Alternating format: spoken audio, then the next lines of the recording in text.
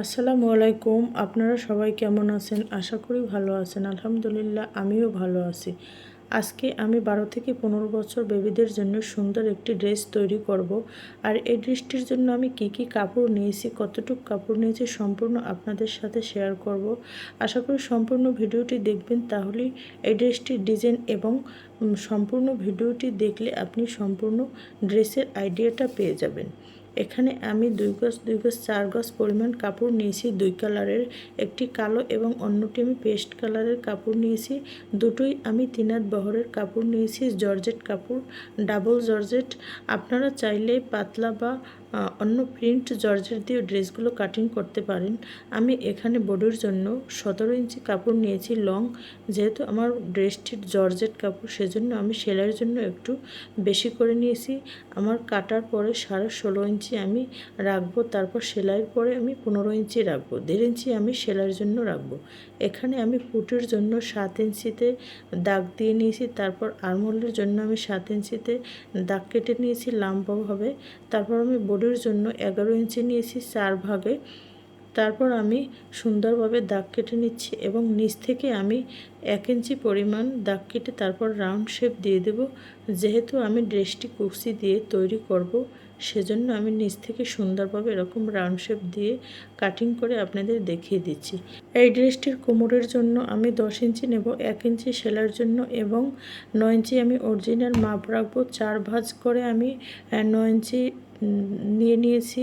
যেহেতু 18 ইঞ্চি আমি এই ড্রেসটির কোমরের মাপ রাখবো এবং বডির জন্য রাখবো আমি 20 ইঞ্চি। আমি যতটুকু বাড়তি নিয়েছি অতটুকু আমি সেলাইয়ের জন্য রাখবো। আর এখানে আমি একটু বেশি সেলাইয়ের জন্য নিয়েছি, যেহেতু জর্জেট কাপড়, সেজন্য আর আমার ওভারলক করতে বাইরে যাতে না যেতে হয়, সেজন্য আমি একটু বেশি কাপড় নিয়েছি, যাতে আমি সুন্দরভাবে কাপড়টি ভাঁজ করে মেশিনের সাহায্যে সেলাই করে নিতে পারি। সেজন্য আমি একটু বেশি কাপড় নিয়েছি। আপনারা চাইলে ওভারলক করাতে বাসায় বসে করতে পারেন বা বাহিরে নিয়ে ওভারলক করাতে পারেন।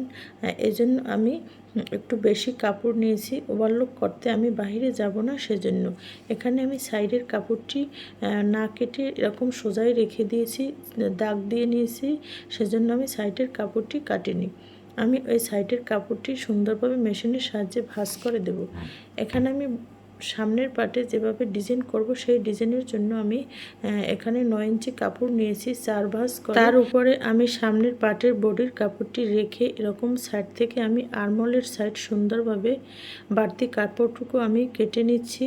তারপর আমি উপরের পার্টটিকে এরকম সাইডে রেখে আমি আরমোলের সাইড থেকে 6 ইঞ্চিতে দাগ দিয়ে তারপর সুন্দরভাবে এরকম রাউন্ড শেপ দিয়ে দেব। যেহেতু আমি সুন্দর একটি ডিজাইন করব, একদম সহজ এবং আপনারা দেখলেই করতে পারবেন। যেহেতু আমি 12 থেকে 13 বছর বাচ্চাদের জন্য ড্রেসটি তৈরি করব, সেজন্য আমি সামনে একটু কুচি দিয়ে ড্রেসটি তৈরি করব। এখানে আমি ডিজাইনটি যেভাবে করব সেটি আপনাদের দেখিয়ে দিচ্ছি। এখানে আমি কুচির জন্য 8 ইঞ্চি কাপড় কেটে নিয়েছি সুন্দরভাবে, সোজাভাবে। আমি এই কাপড়গুলো জর্জেট কাপড়, সেজন্য আমি কেচি দিয়ে কাটিনি, এটি আমি একটু কেটে তারপর আমি ছিঁড়ে নিয়েছি। আপনারা এরকম কেচি দিয়ে কাটতে গেলে কাপড়গুলো বাঁকা তেরা হয়ে যেতে পারে, সেজন্য আমি কেচি দিয়ে কাটিনি। আমি এখানে হাতার জন্য 16 ইঞ্চি কাপড় নিয়েছি লম্বাভাবে এবং এই হাতাটি আমি একটি কুচি দিয়ে সুন্দরভাবে ডিজাইন করব, সেজন্য আমি চওড়াভাবে 8 ইঞ্চি পরিমাণ কাপড় নিয়েছি।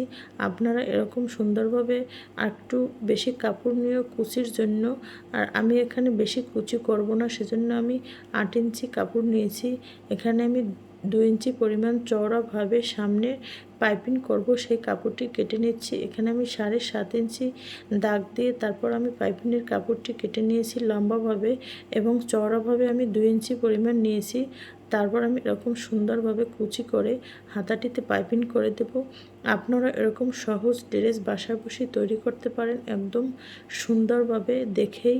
এখানে আমি 2 পাট দিয়ে 3 হাত বহরের 2 পাট কাপড় দিয়েই আমি ড্রেসটির কুচির কাপড় কেটে রেখেছি। ঘেরের জন্য আমি একটু বেশি রেখেছি, যেহেতু কুচি দিয়ে ড্রেসটি তৈরি করব। আর আপনারা যদি ঘেরের জন্য একটু বেশি কাপড় নেন, তাহলে কুচি একটু বেশি পড়ে, ড্রেসটিও দেখতে ভালো হয়। আমার সম্পূর্ণ ড্রেসটি কাটা শেষ, এখন আমি সেলাইয়ের জন্য চলে যাব। এখানে আমি সর্বপ্রথম হাতার কাপড়টি এনেছি। আমি হাতাটি আপনাদের সেলাই করে দেখিয়ে দিচ্ছি আমি কী ডিজাইন করি। আমি হাতার কাপড়ের যে পাইপিং করব সেখানে আমি একটি চিহ্ন দিয়ে দিয়েছি। আর এখানে আমার কাপড়টি 7.5 ইঞ্চি নেওয়া আছে। আমি এখানে 7 ইঞ্চি পরিমাণ রাখবো। আধা ইঞ্চি পরিমাণ আমি কাটিং করে নিচ্ছি। আপনারা চাইলে এখানে 1 ইঞ্চি সেলাইয়ের জন্য রাখতে পারেন। আমি সেলাইয়ের জন্য একটু বেশি রেখেছি, কারণ আমি এই ড্রেসটি আমি এই হাতের মেশিনই ওভারলক করে দেব, সেজন্য আমি একটু বেশি বেশি কাপড় নিয়েছি। আপনারা যদি বাহিরে ওভারলক করেন বা আপনাদের বাসায় যদি ওভারলক মেশিন থাকে তাহলে আপনারা সেলাইয়ের জন্য আর একটু কম কাপড় নিলেও হবে। এখানে আমি হাতার পাইপিংয়ের জন্য কাপড়টি নিচে রেখে উপরে আমি হাতার পাটটি রেখে এরকম সোজাভাবে আগে সেলাই দিয়ে নিচ্ছি। তারপর আমি 2 ইঞ্চি পরিমাণ গ্যাপ রেখে সোজাভাবে সেলাই দিয়ে তারপর আমি কুচিগুলো এরকম ছোট ছোট করে দিয়ে নিচ্ছি। এখানে আমি বেশি কুচি করব না। আপনারা চাইলে একটু কুচিগুলো বেশি দিয়ে দিতে পারেন, সেজন্য আপনার হাতার জন্য কাপড় একটু চওড়াভাবে বেশি নিতে হবে। এখানে আমি একটু কাপড় কম নিয়েছি, তাই আমার হাতার কুচিগুলো একটু ফাঁকা ফাঁকা আসছে। এখানে আমি কুচিগুলো করা শেষ করেছি। এখন আমি পাইপিংটা এরকম সুন্দরভাবে ভাঁজ করে তারপরে আমি উপর থেকে পাইপিংটি এরকম লাগিয়ে দেব। আপনাদের আমি একদম সহজে এবং সুন্দরভাবে পাইপিংটি কিভাবে করেছি সেটিও আমি দেখিয়ে দিচ্ছি। আমি সম্পূর্ণ ভিডিওটি আপনাদের জন্য আস্তে আস্তে করেছি, যাতে আপনারা দেখেই সুন্দরভাবে ড্রেসগুলো তৈরি করতে পারেন। আমি এরকম পাইপিংটি ভাঁজ করে উপর থেকে সেলাই দিয়ে দিচ্ছি, চাপ সেলাই। আপনারা এরকম সুন্দরভাবে করতে পারেন একদম সহজে। এরকম আস্তে আস্তে করলে আপনার ড্রেসের সেলাই এবং ড্রেসটিও সুন্দর হবে এবং দেখতেও ভালো লাগবে।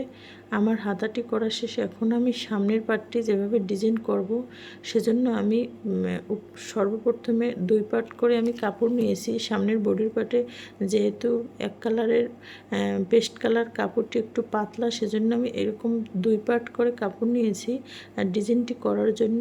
সেটি আমি নিচে বডির পার্টটি রেখে উপরে ডিজাইন করার জন্য যে কাপড়টি আমি কেটেছি সেটি আমি এরকম চারপাশ আটকিয়ে নিচ্ছি। যেখান থেকে আমি কুচি করব সেখান থেকে আমি 2 ইঞ্চি পরিমাণ ফাঁকা রেখে তারপর আমি কাঁধের সাইডে আটকিয়ে দিচ্ছি। আমি কুচির জন্য যে কাপড়টি রেখেছিলাম সেটি আমি নিচ থেকে এরকম সুন্দরভাবে ভাঁজ দিয়ে একটি সেলাই দিয়ে নিচ্ছি। চিকনভাবে সেলাইটি দিতে হবে, না হয় কুচিটির দেখতে সুন্দর হবে না এবং নিচের পাটটিও দেখতে সুন্দর হবে না। সেজন্য আমি নিচ থেকে এরকম চিকনভাবে ভাঁজ দিয়ে সেলাই দিয়ে নিচ্ছি। এরকম আমি সম্পূর্ণ কুচির সাইডটি এরকম সেলাই দিয়ে নিচ্ছি। তারপর আমি এরকম কুচিটা উল্টোভাবে লাগিয়ে তারপর উল্টিয়ে আমি কিভাবে ডিজাইনটি করি সেটি আপনাদের সাথে শেয়ার করব। আশা করি সম্পূর্ণ ভিডিওটি দেখবেন, তাহলে আপনারা এরকম সুন্দর ড্রেস বাচ্চাদের জন্য তৈরি করতে পারবেন।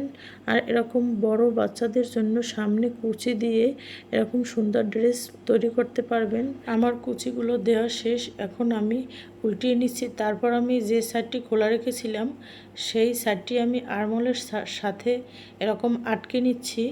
তারপর আমি কিভাবে একটি লেস লাগাই এবং পুটের সাথে আমি গলাটি কিভাবে লাগাই সেটি আপনাদের সাথে শেয়ার করব।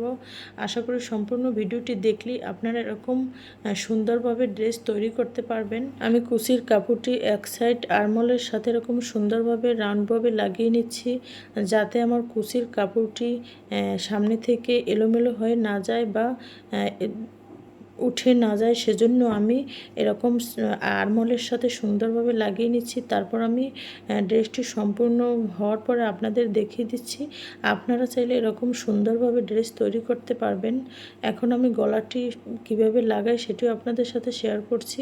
এখানে আমি মাপ অনুসারে বক্রমের উপরে একটি গলা কাটিং করে সেই গলাটি একটি কাপড়ের উপরে লাগিয়ে তারপরে আমি এরকম বডির সাথে এরকম সুন্দরভাবে লাগিয়ে নিচ্ছি।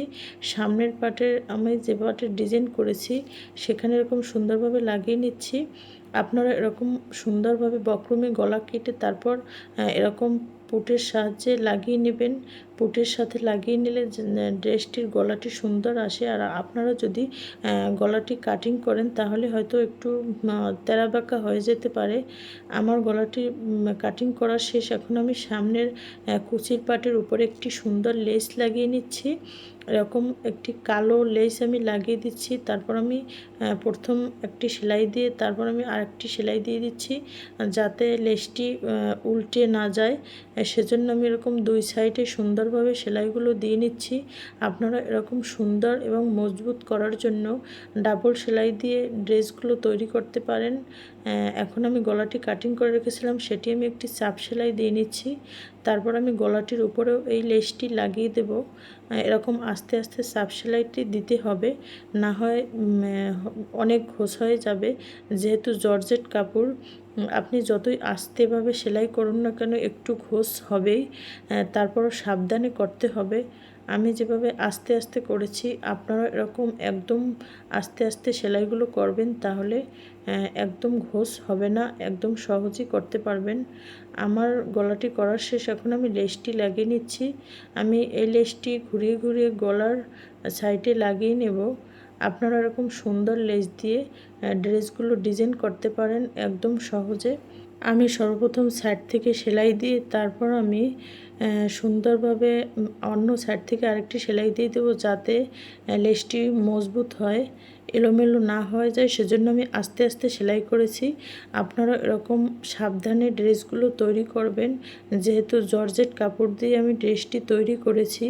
আর আমার ভিডিওটা একটু লং হয়ে গেছে, যেহেতু আমি কাটিং এবং সেলাই দুটি একত্রে আপনাদের দেখিয়েছি। প্লিজ স্কিপ না করে সম্পূর্ণ ভিডিওটি দেখবেন।